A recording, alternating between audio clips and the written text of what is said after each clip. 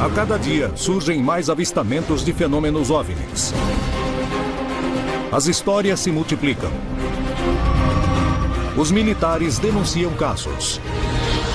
Devido à possibilidade de existir vida em outros planetas, podemos dizer que nos visitam? Alguma coisa está para acontecer.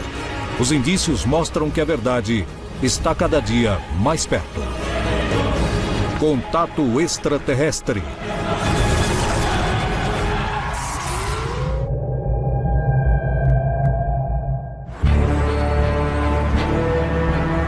A polêmica ao redor do fenômeno OVNI chama a atenção de céticos e simpatizantes. Mas existe uma série de casos que, além de fascinar, causam preocupação. Aqueles que denunciam ataques. Brasil, 1995. 2 pescadores estavam em seu barco quando viram estranhas luzes no céu. O barco parou de funcionar e a luz os iluminou. Poucos dias depois, eles começaram a ter graves problemas de saúde. Peru, Pucallpa, 2008. Um povoado inteiro denuncia a presença de estranhas luzes que os atacam e que queimam rostos. As investigações revelam dados assustadores. Brasil, 1977. No meio do Amazonas acontece uma história de OVNIs e a investigação oficial mais incrível da história do mundo. Uma região inteira é atacada por estranhas luzes chamadas chupa-chupa. O que há por trás desses casos onde moradores denunciam ataques? Estamos diante da presença de armas de desenvolvimento ou realmente são a evidência mais concreta de que somos visitados? Por que se esconde informação sobre as investigações oficiais? Caso sejamos visitados por seres de outros planetas, estamos diante da possibilidade de ser aniquilados? Apresentamos hoje OVNIs e ataques. Há antecedentes nos arquivos militares de aviões derrubados por OVNIs. Há casos de pessoas que agrediram OVNIs e eles responderam automaticamente da mesma maneira. O que eu quero dizer com isso? Não são irmãozinhos cósmicos que vieram salvar a humanidade. Há uma outra razão para ser feito tanto esforço de manter isso longe do público. As pessoas não querem pagar impostos de proteção para os militares. Porque você não pode proteger os nossos céus dessas coisas que vão e vêm. Aí entramos na parte mais difícil desse tema, que tem a ver com a intencionalidade dessa inteligência operativa que está por trás do fenômeno. O fenômeno não tem intenções de invadir o planeta, e sim de tomar recursos. É como se não precisassem de nós. Nós somos os perigosos, porque sempre fomos uma espécie guerreira, lutadora. Então, provavelmente, se compararem as tecnologias na Terra, querem evitar a entrada desses objetos no nosso planeta. Se aqui tentarmos nos defender da entrada de OVNIs na Terra, bem, isso poderia dar condições para um sério conflito. Por parte da presença dos objetos voadores não identificados, não há intencionalidade de agressão. Sim de resposta diante da agressão. A resposta automática. Pelo que eu sei, muitas pessoas, governos e líderes de nações, ainda mais na última década, evidentemente estão se informando sobre a realidade desse assunto. Porque eu acho que estão chegando perto de fazer muitas declarações.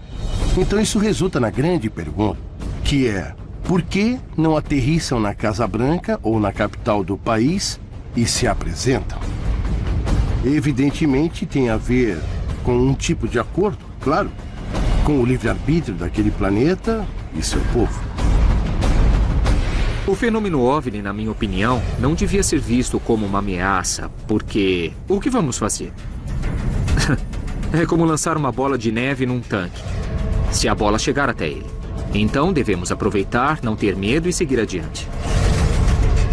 A possibilidade de que exista vida em outros planetas é aceita pela comunidade científica, o que não significa que concordem que somos visitados. Porém, caso isso aconteça, devemos considerar que estamos diante de uma situação de perigo? É hora de irmos à busca da verdade por trás dos casos mais impressionantes onde se denunciam ataques. Em 1º de outubro de 1995, aconteceu em São Vicente, estado de São Paulo, Brasil, um dos casos mais assustadores e impressionantes de interação de homens com uma estranha luz que baixou dos céus. Provas físicas, além de relatos, comprovariam que naquela noite aconteceu algo realmente estranho. Mas o que foi que aconteceu? O caso de São Vicente é um caso muito importante do litoral paulista, pois envolve um caso de segundo grau e envolveu dois pescadores, o Wilson de Oliveira e o Fernando Bezerra. Como todas as noites, os dois homens saíram navegando sozinhos para pescar.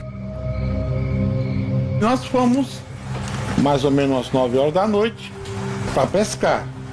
E chamamos ele, fomos pescar, e soltamos a rede e ficamos à espera.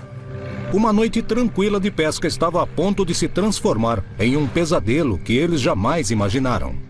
Enquanto jogavam suas redes em um braço isolado do rio, observaram uma luz no céu que começou a se aproximar.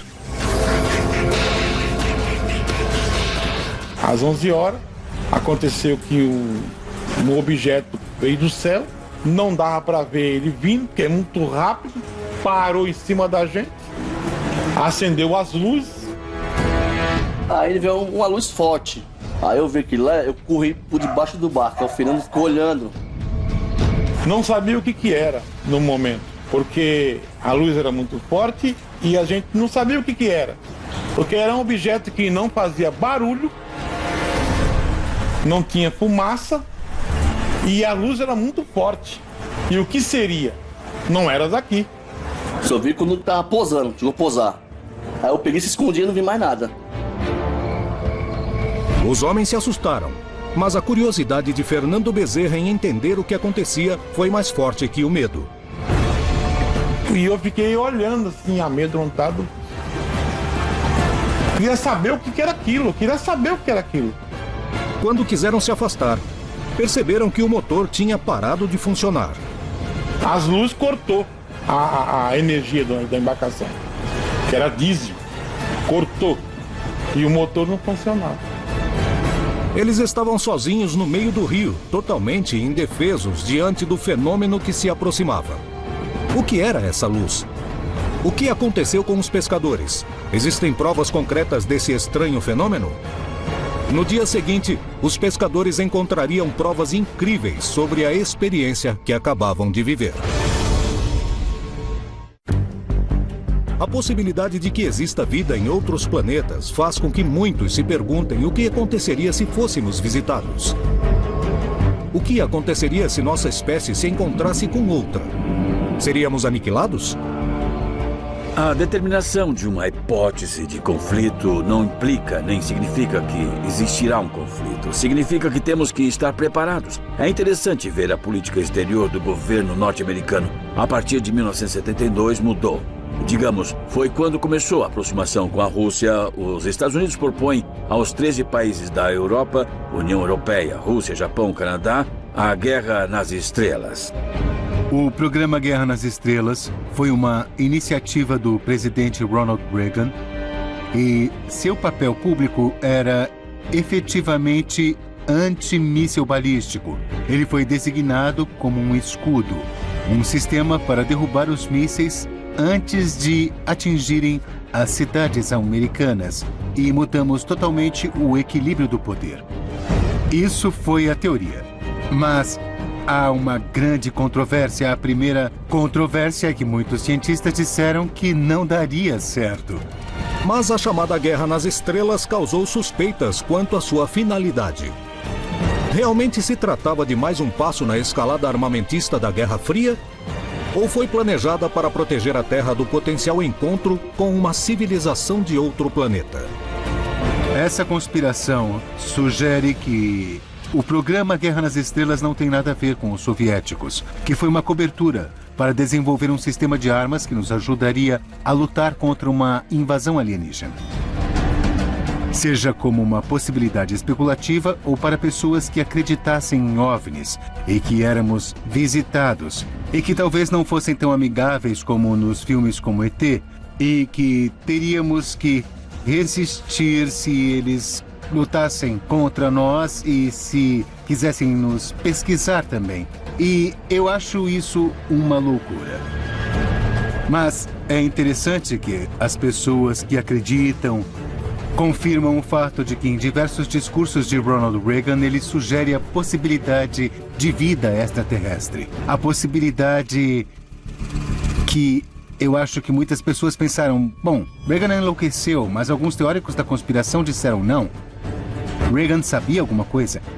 E talvez, indiretamente, ele tentou falar para nós que ele sabia. Não sei. Pode ser, mas é uma história interessante, mas não tenho provas que sugiram que não seja nada além de história. Temos que entender que o fenômeno OVNI não deveria estar em mãos de ufólogos folcloristas de fim de semana. Isso deveria estar em mãos de peritos em geopolítica, de cientistas políticos, com pessoas que tentam entender como o fenômeno OVNI se manifesta e sua relação com o poder. A possibilidade de que exista vida em outros planetas e que fomos visitados reanima o debate sobre se as Forças Armadas e os governos do mundo possuem evidências que são escondidas da população. O que há por trás dos casos que se denunciam os ataques? Se trata de psicose coletiva? De provas de armas terrestres? Ou são a evidência de que seres de outros planetas procuram nos colonizar? Primeiro de outubro de 1995, os pescadores Wilson da Silva Oliveira e Fernando Bezerra estavam no meio do rio Piacabuco, no estado de São Paulo, quando uma forte luz apareceu no céu e começou a descer. Os homens se assustaram. Depois de permanecer uns minutos sobre eles, a luz seguiu seu caminho e aterrissou em uma ilha próxima. Quando as luzes entrou dentro do mato, aí passou a funcionar o motor. Foi quando nós fomos embora. Abandonamos rede, abandonamos tudo. Fomos embora. Os pescadores voltaram aos seus lares visivelmente alterados. O Wilson chegou em casa com... não falava coisa com coisa. O Wilson estava meio desnorteado. Eu não entendia o que tinha acontecido. Evidentemente, a exposição à luz os havia afetado fisicamente. No dia seguinte, decidiram voltar ao lugar para procurar evidências que comprovassem o que tinham visto. Surpreendentemente, encontraram essas provas. O mato estava retorcido e desidratado. Tirou o líquido do mato. O mato não queimou. O mato não era queimado, era desidratado. Tirou o líquido do mato, em volta tudo. Imediatamente, os pescadores se comunicaram com peritos para tentarem compreender o que havia acontecido. Edson Boaventura foi rapidamente ao lugar indicado. Havia uma marca de 5,5 metros de diâmetro e próximo a essa marca havia umas marcas de sapatas, que eram marcas retangulares de 15 por 20 centímetros de tamanho, de espessura, e com alguma profundidade também por causa do peso que esse objeto colocou. O investigador pegou as provas para tentar explicar o que tinha acontecido. O que foi que aconteceu? De que eram essas marcas que ninguém pôde identificar? O caso não terminou ali. Os dois pescadores começaram a sentir em seus corpos os efeitos daquele encontro. E eles falaram. O Wilson ficou com muita dor de barriga, muita dor de cabeça, mas nesse período ele não foi ao médico. Eles tiveram dores de cabeça, tiveram náuseas, vômito, eles sofreram algumas interferências por terem ficado expostos ao campo eletromagnético do OVNI. Meu pai sempre foi uma pessoa muito ativa, uma pessoa que sempre pescou, nunca reclamou de nada.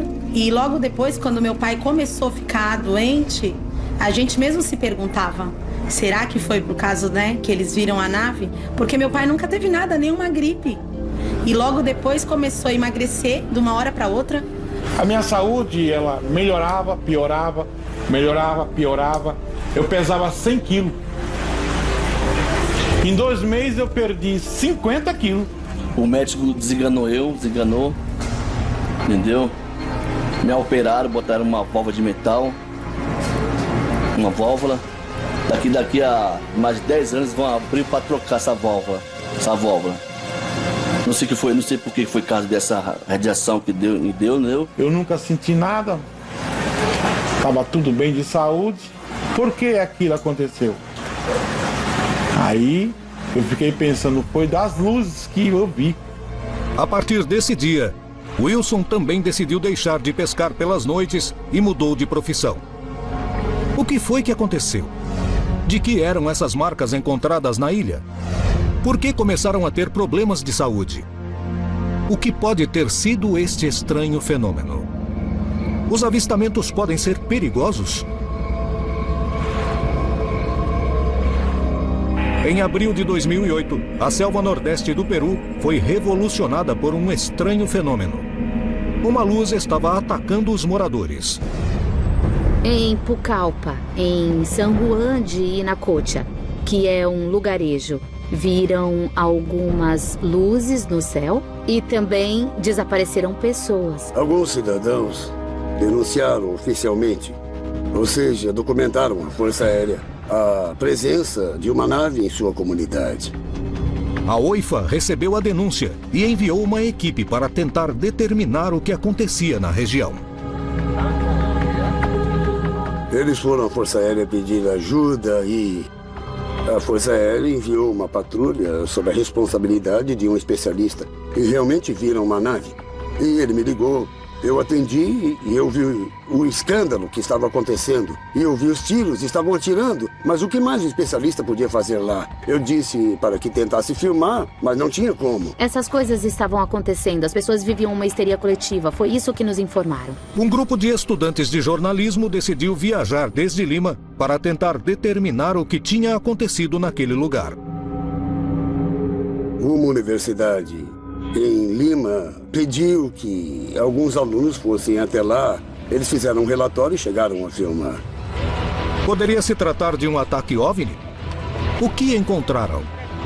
Conseguiram adquirir evidências para explicar o que aconteceu em Pucallpa?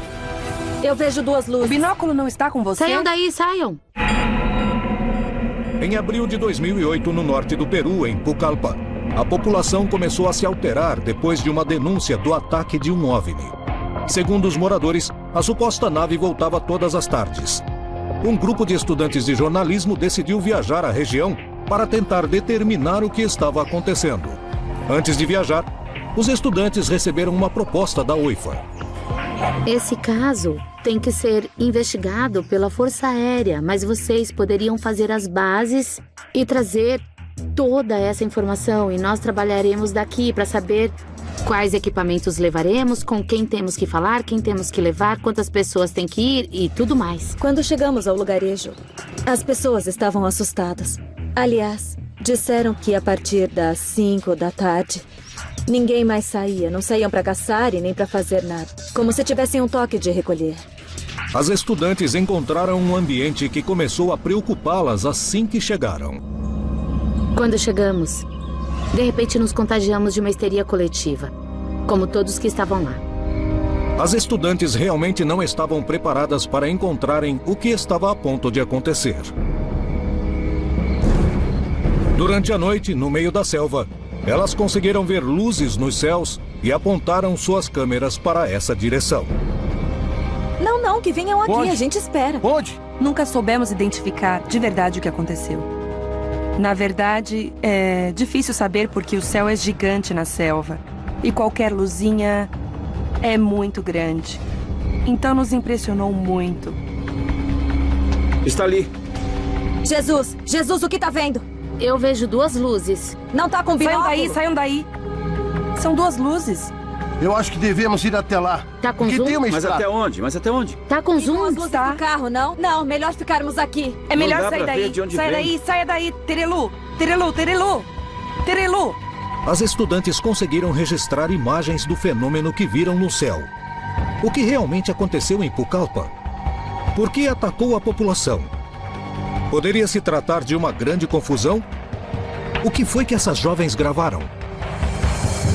Ficamos observando e, de repente, a luz desapareceu. Mas elas não se conformaram com o que viram. O fenômeno tinha atuado de uma forma totalmente diferente às descrições que elas tinham. Não perseguiu ninguém, não se aproximou tanto como tinham dito. E nos disseram que isso foi estranho, porque normalmente não era assim, não era tão passiva, que normalmente se aproximava. Todo mundo estava super assustado, mas era como um terror que não saía desse povoado. Porque lá fora ninguém sabia disso. Ninguém. O fato de estar acontecendo coisas seguidas e que tenham feito uma denúncia, um processo de investigação, a conclusão é que sim, aconteceu, foi investigado. Principalmente, acredito que é a primeira denúncia escrita que tem um documento, que é a denúncia apresentada pelos cidadãos e a importância que a Força Aérea dá ao papel. Algo aconteceu em Pucallpa. As conclusões da OIFA são claras. Porém, não há como definir o que foi que aconteceu, nem o que realmente atacou a população, e nem por quê. Em 1977, os estados do Maranhão e Pará, localizados na Amazônia brasileira, a área de um pequeno povoado de pescadores chamado Colares, transformaria o Brasil no dono de uma das histórias de OVNIs mais impressionantes do mundo. A importante quantidade de testemunhas, as evidências físicas, as imagens gravadas, a enorme participação militar na região, a documentação de estranhos sintomas na população e o segredo militar guardado durante mais de 20 anos tornaram a Operação Prato em um enigma que, segundo os ufólogos e o militar responsável pela investigação, demonstrou definitivamente a presença de seres de outros planetas na Terra. Houve um fato que não se repetiu em lugar algum do mundo, que era uma manifestação de discos voadores, de naves extraterrestres de vários tamanhos. As pessoas viam esse fenômeno, as luzes vinham à noite, raramente de dia, e elas passaram de uma hora para outra a serem mais ativas. Elas começaram a vir mais intensamente e começaram os ataques. No início eram 2, 3 pessoas por semana, depois já eram 15, 20, daí já eram dezenas. Começou a haver, na verdade, pânico. As pessoas passaram a relatar, por exemplo, que esses objetos, ao se aproximarem das pessoas, principalmente à noite, projetavam uma espécie de um feixe de luz que atingia de maneira preferencial as mulheres sob o seio esquerdo. E as mulheres muitas vezes desfaleciam e ficava uma marca cheia de pequenos furos. O fenômeno chupa-chupa recebeu esse nome porque as luzes pareciam atacar e sugar o sangue das vítimas. A população da ilha Colares foi a que sofreu mais ataques de chupa-chupa. Uma grande quantidade de testemunhas se tornou vítima. E eu fiquei, olha, lá na cama deitada. Não tinha vontade, sabe? Aí, quando passou umas 10 horas, eu pude me levantar, mas que eu vinha fraca de dentro do quarto, né? Aquilo estava tudo vermelho aqui. Fiquei quase 2 meses, aquilo ficou tudo roxo no meu braço aqui. Quando sentou, ficou essas 2 marcas aqui, olha. Até agora tem essas 2 marcas no meu braço. Quando eu senti aquele negócio, assim, parece quando a gente esbarra numa eletricidade, que dá aquele choque, me deram 3 sugadas desse lado aqui. Você sabe? Umas 13 com força mesmo. Aí eu fiz movimento lá para querer gritar, sabe? Para querer gritar, para me acudir. Ela viu eu tá fazendo aquele movimento lá. Aí depois eu não me lembro mais. Os testemunhos como os de Carmen e Newton se multiplicavam. Surpreendentemente, todos os testemunhos coincidiam em dar no mesmo relato. Mesmo as pessoas que estavam em povoados muito distantes. Todos eles diziam que foram atacados por uma luz e sua descrição era muito precisa. A sua característica era de uma bola de luz que, quando se olhada de maneira mais atenta, revelava ser uma luminosidade atrás de um objeto cilíndrico, como se fosse uma lata de refrigerante. Os casos eram realmente aterradores. Milhares de pessoas eram atacadas, pelo menos 1000 pessoas atacadas tiveram essa situação documentada pela médica que atendeu as vítimas, que era a doutora Velaide. Os testemunhos de ataques aconteciam cada vez mais. E a doutora da região, Cecim Carvalho Velaide, recebeu muitos dos pacientes e acabou sendo uma peça-chave para compreender o que estava acontecendo. Ela chegou para trabalhar numa manhã sem saber que sua vida estava a ponto de mudar para sempre. Ao chegar no hospital, que eu era a médica e a diretora ao mesmo tempo, tinha uma família chorando e dizendo que tinha um paciente que tinha sido atacada por uma coisa. E eu fui examinar. Quando eu cheguei lá, ela estava queimada, totalmente queimada, 2 orifícios paralelos, desacordada, sem astênica, né? Sem força muscular, não ficava em pé, não falava. E a família repetia a mesma história. Achei que era talvez um ataque histérico, não dei muita importância. No dia seguinte chegaram 2 casos idênticos, de localidades muito distantes, tipo 10 quilômetros de distância. Eles sempre descreviam as mesmas coisas. Deitado em redes, do lado de fora da casa, arborizada, escutava o barulho, zzz, parece um besouro, olhavam, viam objetos bem baixos, luminosos, que soltavam feixes em linha reta. Não eram feixes que se dobravam, era em linha reta, paralisante, que queimava, sufocava, não deixava falar, não podia pedir socorro porque estava paralisado, queimando, doendo. E depois de alguns minutos, 5, 10 minutos, quando a pessoa pensava que já ia morrer, o feixe recolhia e o objeto subia da copa das árvores e ia embora. Como pessoas poderiam descrever a mesma coisa, ter os mesmos sinais e os mesmos sintomas em lugares diferentes? Comecei a pesquisar e a suspeitar. Com os primeiros casos, a rotina do povoado de pescadores começava a mudar. Mas ninguém imaginava até onde esse fenômeno podia mudar suas vidas. Até a metade de 1977, a região de Colares, no estado do Pará, na Amazônia brasileira, foi o epicentro da história OVNI mais importante do planeta. Milhares de testemunhas localizadas em regiões a vários quilômetros de distância, que não se conheciam nem tinham acesso aos meios de comunicação, denunciavam a presença de uma série de luzes que apareciam nas noites e os atacavam, deixando lesões graves na pele.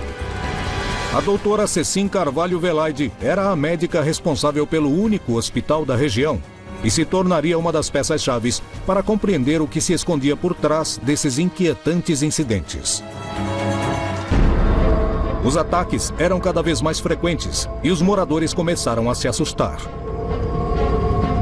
A população de Colares naquela época era em torno de 8.000 habitantes. Da ilha como um todo, porque tem várias localidades, mas dentro da cidade tinham em torno de 4.000 habitantes. Desses 4.000 habitantes, 2.000 fugiram da cidade, apavorados com as luzes. E a cidade esvaziou, o povo foi todo embora, ninguém queria mais pescar. Aí nós começamos a passar fome, aí eu comecei a pescar minha comida.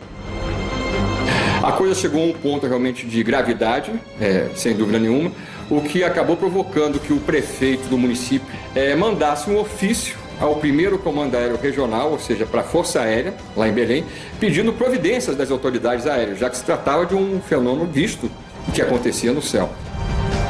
Essa solicitação foi o pontapé inicial para a maior participação militar conhecida publicamente sobre o fenômeno OVNI. E as providências foram transformadas justamente a partir da vontade do brigadeiro Protásio Lopes de Oliveira, que acabou criando a chamada Operação Prato. E ele teve a ideia de se estabelecer a pesquisa deste fenômeno. E assim ele chamou o seu comandado, o Irangê Holanda, que era capitão da Intendência da Aeronáutica, lotado no primeiro comando aéreo regional em Belém do Pará, para conduzir essa operação. Os soldados, sob o comando do capitão Holanda, chegaram à ilha para tentar determinar o que estava acontecendo. Aí eles botaram radar, telescópios, em todo aquele equipamento, em tudo quanto era lugar. Foi passando os meses. Agosto, setembro, outubro, e aumentando, e chegando mais militar, e mais militar. Os militares fizeram um esboço dos objetos que conseguiram ver e que a população descrevia, revelando que algo realmente incomum estava acontecendo. Em uma entrevista dada 20 anos depois que a Operação Prato terminou, Holanda fez revelações assustadoras sobre as luzes que tinha visto. Depois a gente chegou a verificar que em pelo menos 9 formas a gente conseguiu determinar, classificar como formas de naves. Alguns eram sondas, alguma fotografia parecia uma nave maior e dela saindo naves menores, depois essas naves menores voltando para essa nave maior. Tudo isso como se fosse uma nave mãe recebendo ou naves ou sondas menores.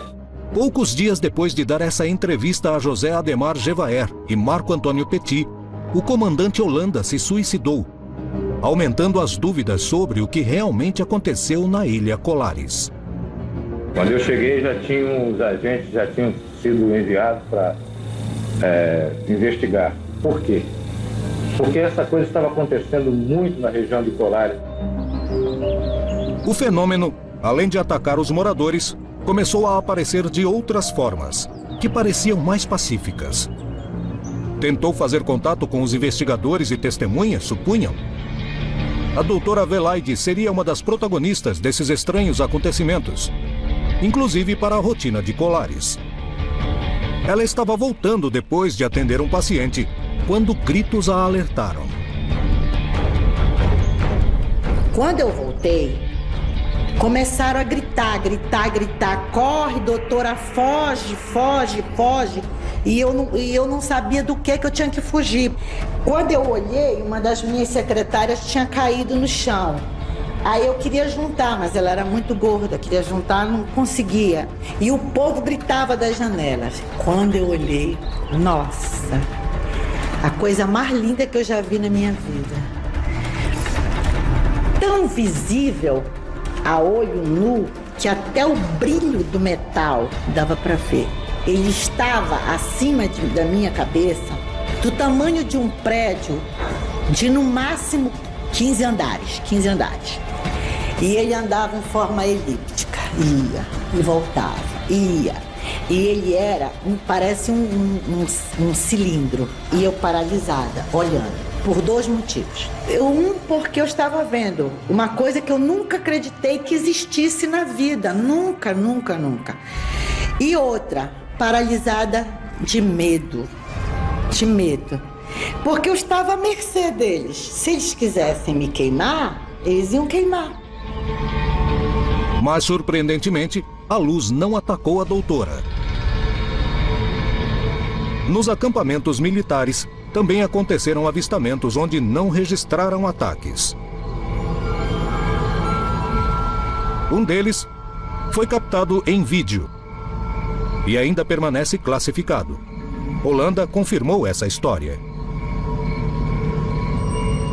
Do meu lado esquerdo vinha uma luz muito forte, a mesma luz amarela muito forte. Eu vi aquela coisa se aproximando e fiquei quieto.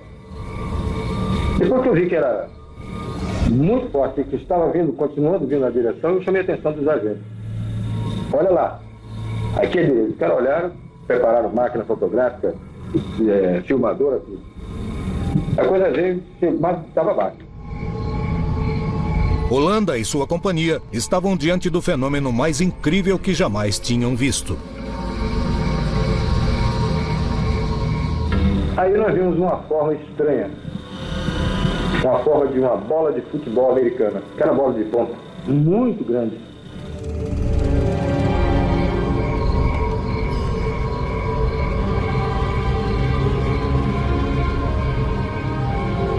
A apenas 70 metros de distância, um objeto de 100 metros de altura, de cor azulada, pousou sobre as águas. Mas algo ainda mais surpreendente iria acontecer. De repente essa luz azul apagou. Rápido. E apareceu o que estava atrás dessa luz, o que estava emitindo essa luz. aquela nave descomunal na frente deles. E eles olharam aqueles estupefactos na descrição que me foi dada pelo Irangel Landa. Era essa bola de futebol americana que estava em pé na nossa frente. Uma bola de futebol de 100 metros de altura. Estava parada na nossa frente. Ficou mais algum tempo. Ninguém sabia o que ia daí para frente, o que ia acontecer. Holanda viajou a Belém para contar ao seu superior, Potássio de Oliveira, o que tinha acontecido. E recebeu uma resposta que até o dia de hoje causa polêmica entre os estudiosos do incidente e os testemunhos. Ele vai até o Belém e relata, muito animado, muito excitado: Comandante, tivemos finalmente o grande contato com as inteligências por trás do fenômeno. Tivemos um avistamento de receber dele a ordem de encerrar a Operação Prato. Eles foram retirados por uma ordem que eles receberam súbita, porque eles estavam todos acampados na praia e no campo de futebol. Dormiram e de manhã, 5 horas da manhã, acordei e estavam indo todos embora. No momento de maior avanço, terminava a operação militar. O que realmente aconteceu com a Operação Prato? Estaria encerrada a Operação Prato com essa decisão? Isso nunca me pareceu ter lógica. Desde a época em que eu comecei a pesquisar esse fenômeno, como é possível? O próprio Irangel Landa também não entendia. Se um dos objetivos da Operação Prato era travar contato com as inteligências por trás do fenômeno, como é possível que quando isso tenha ocorrido, a Operação Prato seja desativada? O que realmente aconteceu? Por que deixaram de investigar, pelo menos oficialmente? Anos depois, os ufólogos conseguiram que uma parte da investigação fosse revelada pelo governo do Brasil. Dessa maneira, pelo menos uma parte do relato de Holanda seria comprovado por documentos oficiais, mas as filmagens jamais vieram à tona. A Operação Prato é a prova mais contundente da interação com seres de outros planetas ou foi um cenário para esconder provas de armas militares? Era uma cidadezinha esquecida e afastada. Quem sabe, quem se preocuparia, se lembraria de colares? Alguém usando determinados dispositivos tecnológicos e equipamentos decidiu transformar essas pessoas simples e humildes em verdadeiras cobaias, em verdadeiros porquinhos da Índia. Em primeiro lugar, a causa é uma violação à soberania do Brasil pelo que estavam fazendo, porque eu não acredito que tinham autorização oficial para fazer isso. Em segundo lugar, mesmo se tivessem, de qualquer maneira, seria uma violação aos direitos humanos. A hipótese de que todos esses eventos ocorreram na região seja consequência de uma experiência militar, eu acho pouco provável, porque os próprios militares foram convocados para investigar o fenômeno.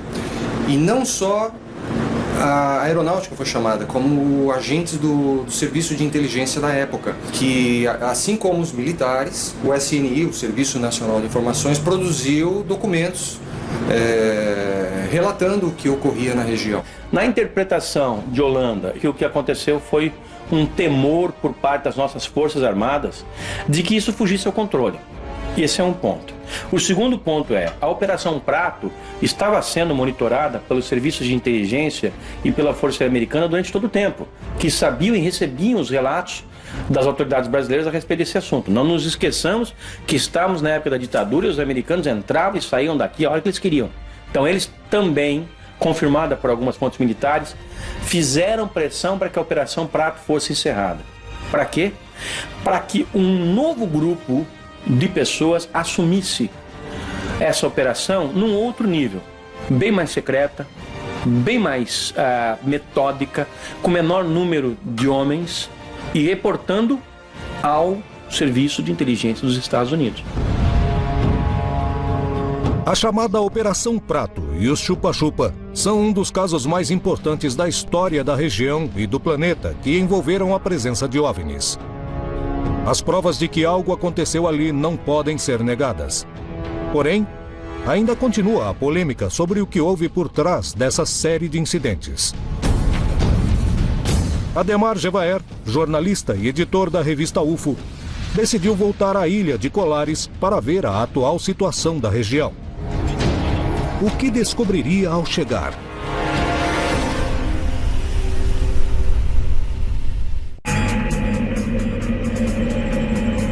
Ademar Jevaer, editor da reconhecida revista UFO, decidiu voltar à ilha de Colares mais de 30 anos depois para tentar determinar se ainda existem avistamentos e ataques à população. O que descobriu em seu encontro com o investigador da região? Nós estamos na Praia do Machadinho, que é uma das regiões da ilha de Colares, onde houve das maiores movimentações de discos voadores nos anos 70. E aqui nós tivemos, durante a época da Operação Prato, momentos muito importantes da atividade desenvolvida pelos militares. Na região da ilha de Colares, onde o capitão Holanda Lima teve seus maiores avistamentos, Gevaer se reúne com Hilberto Freitas, um jornalista e investigador que desde a década de 70 reúne as histórias de luzes estranhas que são vistas na ilha. Ele afirma que até o dia de hoje se apresentam muitos fenômenos OVNIs na região. Beto, você já teve algum avistamento aqui na Praia do Humaitá? Eu verdadeiramente não tive um avistamento, mas outras pessoas tiveram, inclusive com nave-mãe e outras naves entrando e saindo da nave-mãe. Negócio espetacular. Estão cansados de ver, sair de dentro d'água. E lá os pescadores, muitos pescadores já me falaram a mesma coisa. Eu acho que Colares é um dos maiores laboratórios do mundo, laboratório natural, para esse tipo de estudo e de outros tipos também, de outras coisas que continuam ainda na lista dos mistérios, né? Em Colares, não aconteceram novos ataques a seres humanos. Porém, os avistamentos continuam acontecendo até o dia de hoje. A população ainda convive com o estigma desse fenômeno ocorrido há mais de 30 anos. Ainda guardam centenas de perguntas que ninguém soube responder. Ao longo do continente, as histórias de avistamentos de OVNIs se repetem e muitas vezes denunciaram que as luzes causaram danos às testemunhas. Estamos diante da presença de provas de armas desenvolvidas pelo homem no mais absoluto dos segredos? Estamos sendo visitados por seres de outros planetas que são agressivos? Se trata de danos colaterais? Devemos temer um ataque? Não acho que sejam hostis, provavelmente porque, se fossem, já teríamos presenciado e descoberto alguma coisa. Não acho que o fenômeno OVNI seja uma ameaça, porque eu acho que uma espécie que controla a viagem interestelar, pelo menos para mim, desenvolveu o padrão filosófico e moral que diz a eles que se eles encontrarem uma sociedade que está abaixo deles significativamente, deixarão em paz até terem a chance de chegar a um nível semelhante de tecnologia como o deles. A história tem mostrado, e sabemos que tem mostrado, alguns contatos com alienígenas no passado, com as histórias da América Central, México e outras, até aparecendo para os nativos americanos. Nós estamos em perigo. E sempre me surpreendo quando as pessoas me perguntam: você não tem medo deles virem à noite nos comer como sobremesa? Claro que não tenho medo, porque se fosse esse o caso, primeiro, já teria acontecido há muito tempo. Então, tenho certeza absoluta que tem alguém lá fora. Mas eu, pessoalmente, não acho que sejam hostis. Acho que são curiosos. E o que tem de errado com eles? Muitos investigadores acreditam que a resposta para a pergunta "poderíamos ser ou não atacados por seres de outros planetas" está no passado. Por que alguém esperaria pela nossa civilização para nos visitar com a tecnologia atualmente avançada quando temos armas nucleares, por exemplo? Porque você pode apostar seu dinheiro que, se aparecer um ET, vamos disparar todas as armas nucleares que tivermos nesse ET. E no processo destruiremos a Terra. E isso vai ser como, sabe, jogar uma bola de neve num tanque. É isso. A agressividade ou a passividade de um ser inteligente não depende do grau de inteligência, e sim do grau de necessidade de sobrevivência. Quando um ser inteligente não pode, através da sua inteligência, resolver o problema de sobrevivência, então apela para a violência. O cientista talvez não possa explicar tudo, mas sempre tem a obrigação de ir atrás da verdade. E talvez possamos resolver todos os enigmas do universo, inclusive o grande enigma da própria origem do universo. Levará muito tempo, mas o resolveremos. As histórias de OVNIs e a possibilidade de que exista vida fora do nosso planeta causa a fascinação dos homens, que destinam recursos para investigar os mistérios do universo. Mas alguns mistérios relacionados a esse fenômeno poderiam encontrar explicação no planeta Terra. Estamos sendo visitados? Apesar das respostas ainda serem provisórias, o homem se aproxima cada vez mais de revelar essa dúvida. E é hora de ir atrás de toda a verdade sobre o fenômeno OVNI na América Latina.